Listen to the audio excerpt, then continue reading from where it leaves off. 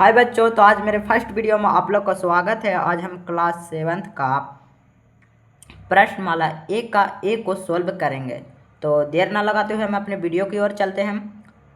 तो हमारा पहला प्रश्न है क्वेश्चन को ले तो आए पहले। हमारा पहला प्रश्न है, आप लोगों को दिख रहा? हाँ, दिख रहा।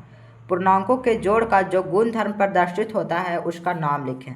फिर हम तो ऐसे पढ़ के बता दिए कि इसका काची होगा, खाली हम ऐसे बक दिए। देखिए, पहले क्वेश्चन में कुछ मेन पॉइंट को समझिए। पूर्णांकों के जोड़ का जो गुणधर्म प्रदर्शित होता है उसका नाम लिखें। पहले तो पूर्णांक समझ लेते हैं, 2 मिनट का है सिर्फ। पूर्णांक क्या किसे कहते हैं?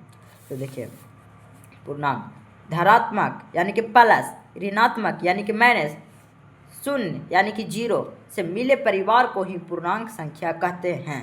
तो ठीक है, तो ऐसे तो हम आपको जैसे कि बता सकते हैं +5 -6 जीरो, ये सब को हम पूर्णांक कह सकते हैं क्योंकि धनात्मक, ऋणात्मक और शून्य से मिले परिवार को पूर्णांक संख्या कहते हैं।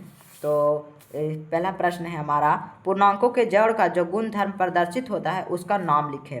तो इसका है पहला क्वेश्चन हम पहले बोर्ड तो ले आए अपना। देखिए, इसका पहला प्रश्न है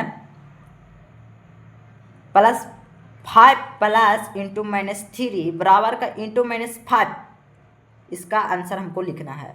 तो इसका है पहला 5 इंटू -3। देखिए, कुछ बच्चों को ये बोलना आता है इंटू -3, लेकिन कुछ को नहीं आता है।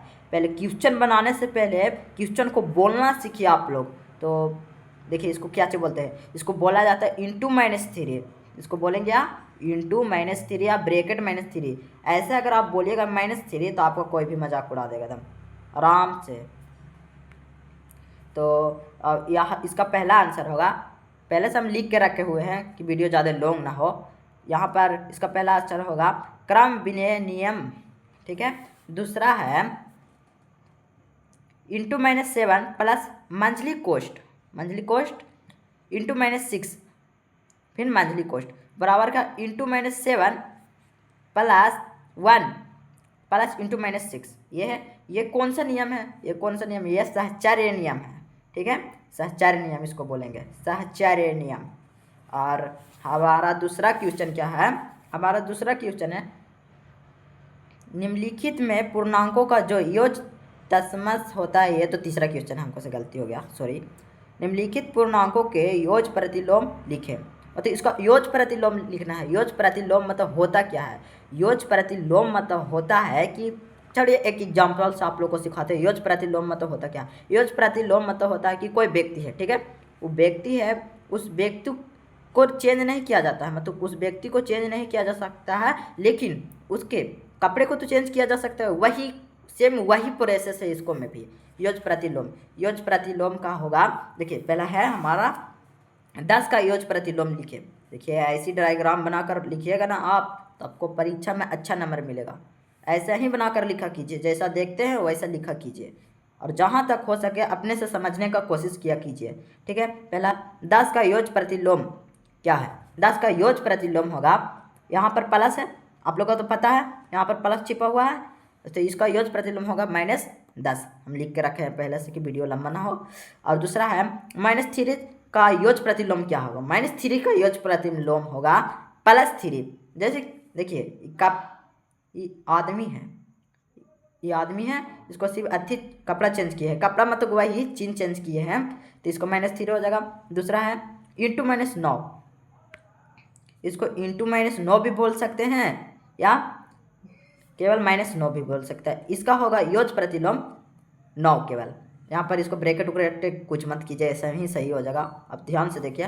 दूसरा, 0 का योग प्रतिलोम क्या होगा? 0 का योग प्रतिलोम तो 0 ही होगा, कहा कि वो 0 है, ये है। लेकिन 0 को 0 मत कभी समझिएगा। 0 मतलब होता है शून्य का सबसे मैथ का सबसे महत्वपूर्ण अंक है 0। देखिए, 0 का मतलब हम समझा देते हैं।